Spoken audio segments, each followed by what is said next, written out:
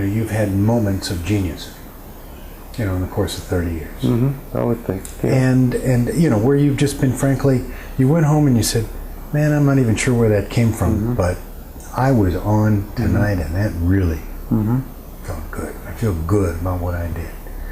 Remember any of those moments that you could tell us about? Yeah, I remember one where there was a woman who filed a discrimination suit and was getting ready to join a class action. I was told that they wanted me to come in and try to work on this particular case, and they warned me they didn't expect it to settle.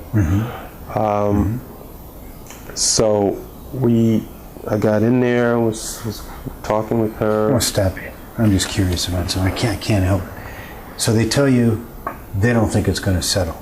Yeah, because she's getting ready. She talked to the people on the class action side, and they're getting ready to join, and they didn't think it was going to settle. Yeah. They didn't think it's going to. How did you feel? Do you remember how you felt when they said to you, I don't think it's going to settle?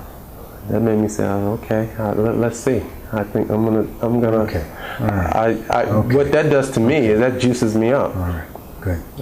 So that's probably the characteristic of a natural mediator. Yeah, right? I think so. You tell me no, I can't get this settled. Right. That lets me think, how am I going to do this? Right. How am I going to work it? That means I'm sharper. I'm keener. I'm watching. My senses are at a high when they say this is a tough one, can't be done.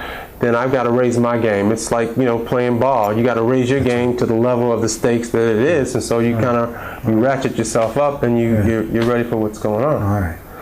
And so there you are. Yeah. So I don't remember everything because this is about 9-10 years ago, but.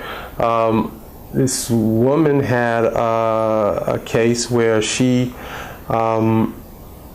had trained people, and if you do this work a lot, you get a lot. She had trained people. She was promised to move over, I guess, to a professional type position, and she had trained people who came up over her and moved on. And she finally got tired of it, and she filed the suit, and and there was evidence, and she wasn't going to take no for an answer. We were there, we were talking, and it seemed to me, and I don't remember the exact question, where she got to the precipice and she said, I don't want to do this anymore. She didn't want to mediate. He said, stop, I don't want to do this. Because as I remember, she was getting everything that she needed. There was some money, there was some training, but it wasn't really the money because she was was the principal. So it was training, bridge stuff to get to the position. Once I found out what it is through the questioning, and finding out, what is it, asking questions, what do you have here? How does it match what you can do? Anything you can do? And they're talking, and she stopped. She stopped the mediation. I can't do this anymore. And she got up and walked out. And that was amazing because in hindsight, she got to the precipice. She could get what she wanted. She wanted to fight. But she could get what she wanted in this session, but she didn't want to do it because she couldn't fight.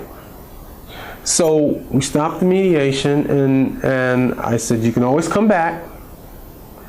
And we ended it. I get a call that she wants to come back. This is maybe 2 weeks later. The agency doesn't want her to come back. She had a chance, that's too bad. What is wrong with you? Don't you understand this process? I had to go up some levels. She came back, we had a settlement in It's not hard enough that the clients are difficult. we had an agreement in less than maybe an hour.